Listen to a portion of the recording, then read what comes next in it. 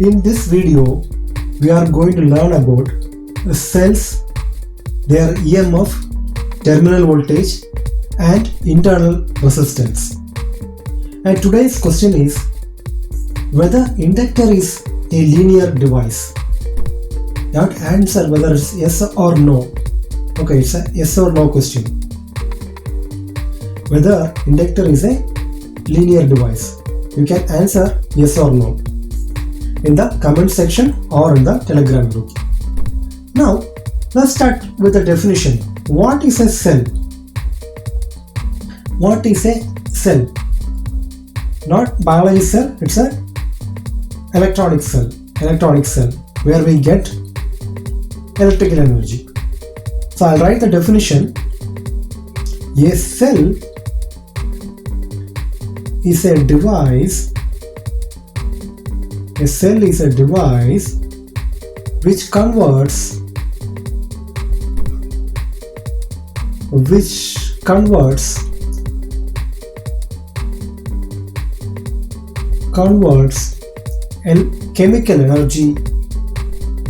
chemical energy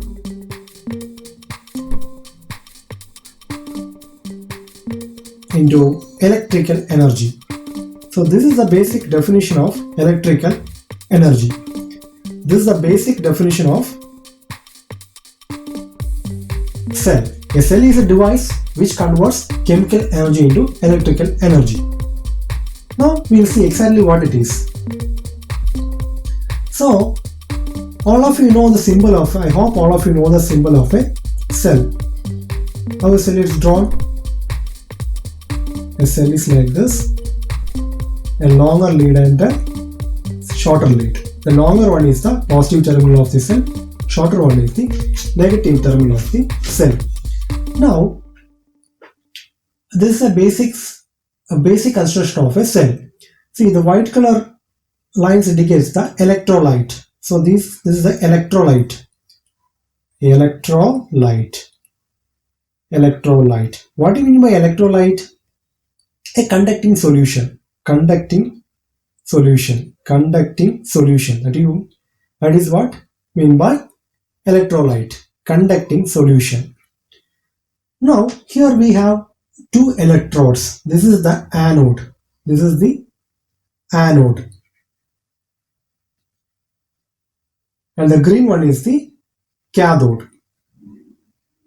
So electrolyte with electrodes are placed in a container. Cathode. Now what happens? There is some chemical reaction in the cell. That's how we get the energy. Chemical reaction in the cell. This anode will be accumulated with this anode. See here, this anode will be accumulated with electrons or negative charge. And the cathode will be accumulated with positive charges. This is due to the chemical process in the cell. So now what happens when we connect a load? We will connect a load. This bulb I am connecting it as a load between the electrodes.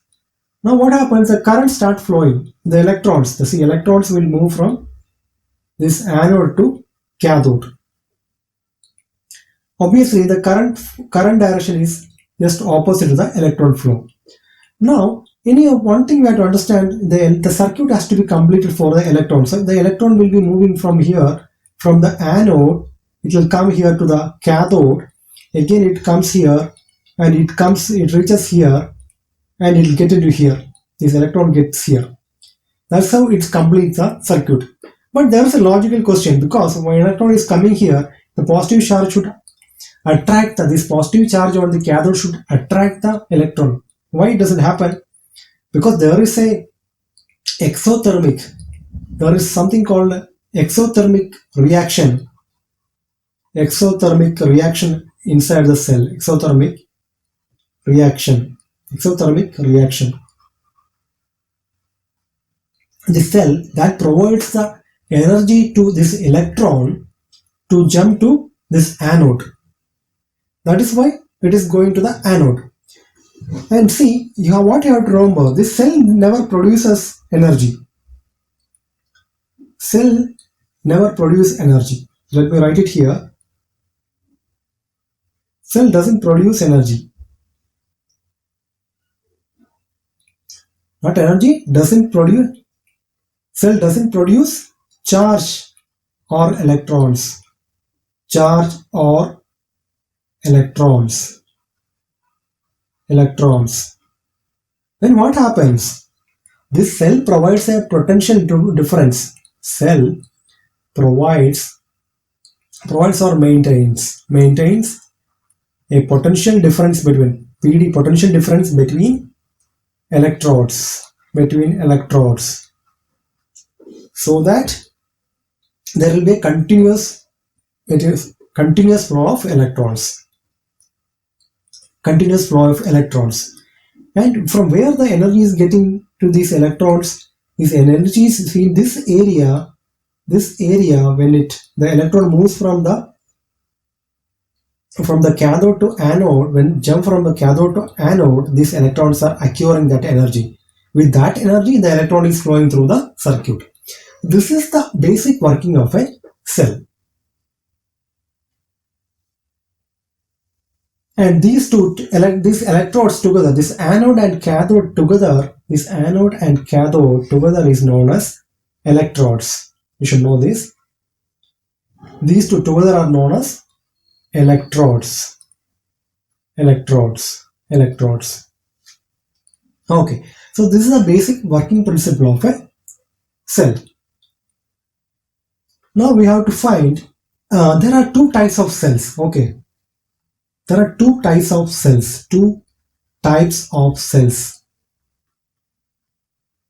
Whatever you buy, the dry cell, which is used for remote clock and all, that is a dry cell. Usually that is a dry cell. Now there are some cells are called, first type is a primary cells. That is only once we can use the cell. Use and throw cells. Can you tell me one example? That is a good example is a dry cell itself. No, example is dry cell. Whatever you purchase, dry cell or Daniel cell. One more example is the Lagrange cell. I am not writing it. Lagrange cell. The other type, one more type is there. That is the secondary cells. These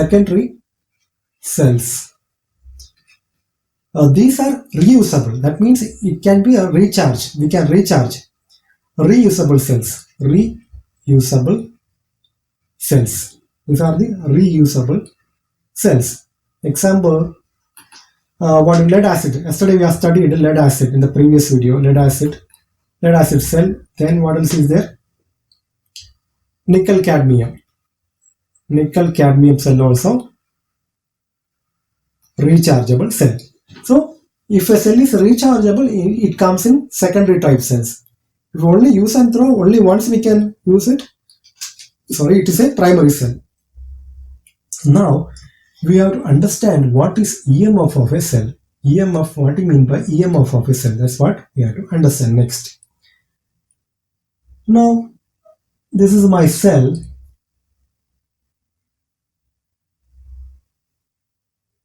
This is a cell. Now if I connect a voltmeter across this cell, I am connecting a voltmeter across this cell.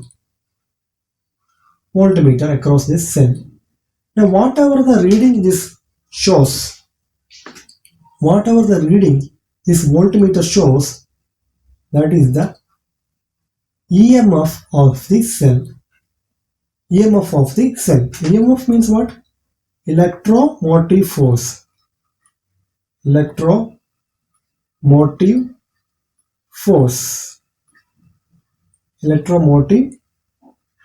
force. See, I am not connecting any load. Just I am connected a voltmeter across the cell. Whatever the reading is coming, whatever the reading the voltmeter shows, that is the EMF of the cell. It is represented by EMF. Now what do you mean by EMF? the voltage or the potential difference between in the electrodes between the electrodes means anode and electrodes of a cell when there is no current flow, when there is no current flow, no current flow, when there is no current flow, current flow is not wind flow. That is what by EMF. See, when I measure a voltage across a cell, there is no current flow. That is what is known as EMF of the cell. So when EMF means the open circuit, or what else you can say? Open circuit. EMF means open circuit voltage. Open circuit voltage. Open circuit voltage. That's what EMF. Next, what you have to understand, what is a terminal voltage? Terminal voltage.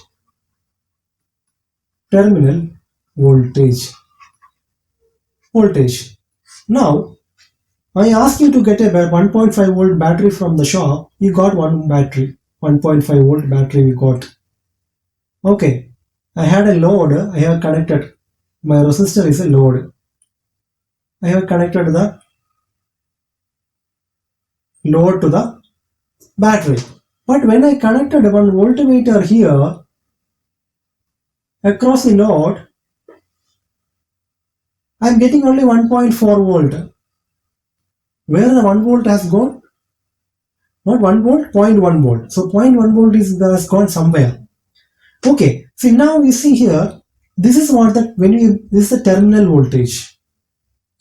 This is across the battery also. When the terminal voltage means the voltage across the cell across the load, the voltage across the load when current flows through the circuit. Voltage across the load, across the load when I flows through the circuit,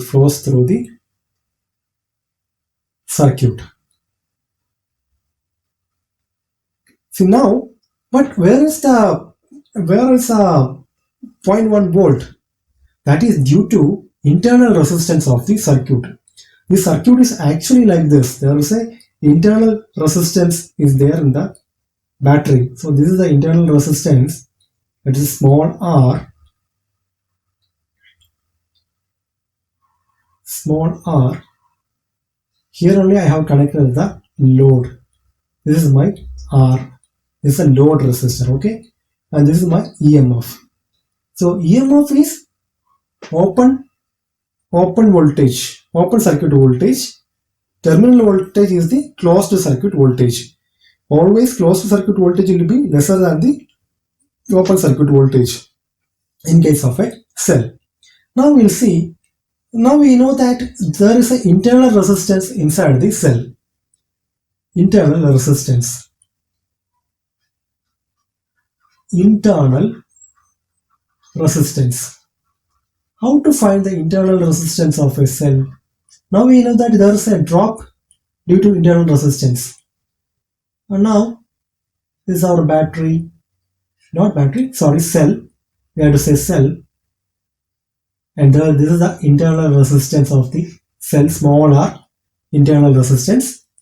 And we are connecting a load to it. This is our load resistor. Now we have to find this is the EMF of the cell, E.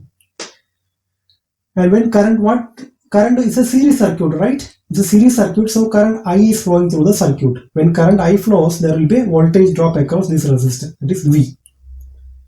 Now we have to find out what is the internal resistance of this circuit. How do you find the internal resistance of the circuit?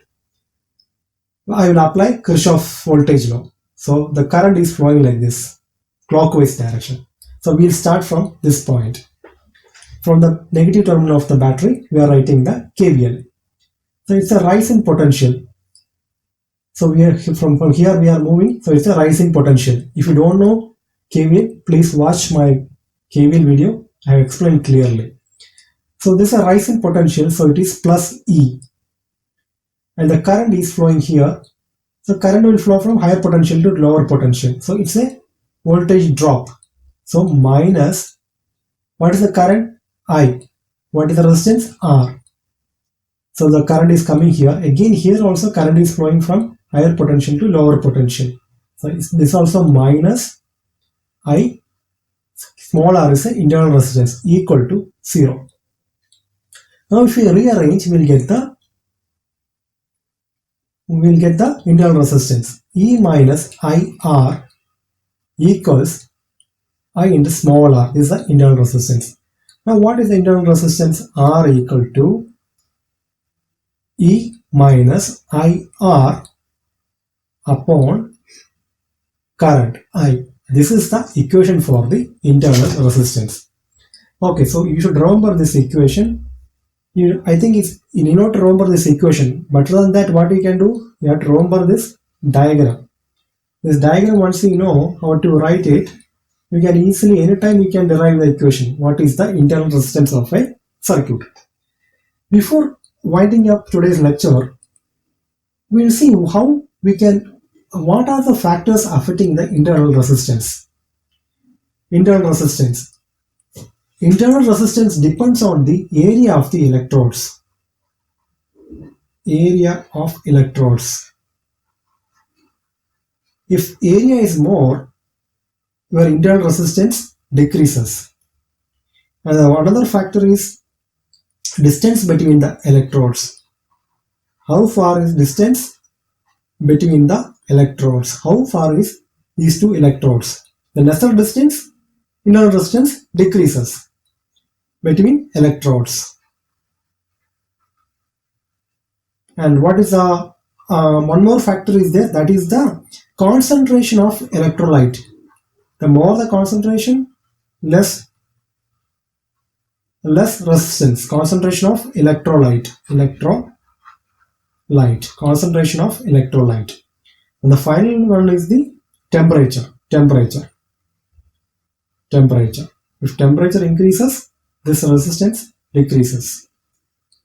So these are the factors affecting the internal resistance of a cell. So we have learned what is a cell, how a basic cell works, and what is the EMF of a cell, what is terminal voltage, and internal resistance of a cell. I wanted to do one problem, but already it is more time is going on. So guys, thanks for watching. Please share the video with your friends and please hit the like button also. Thank you.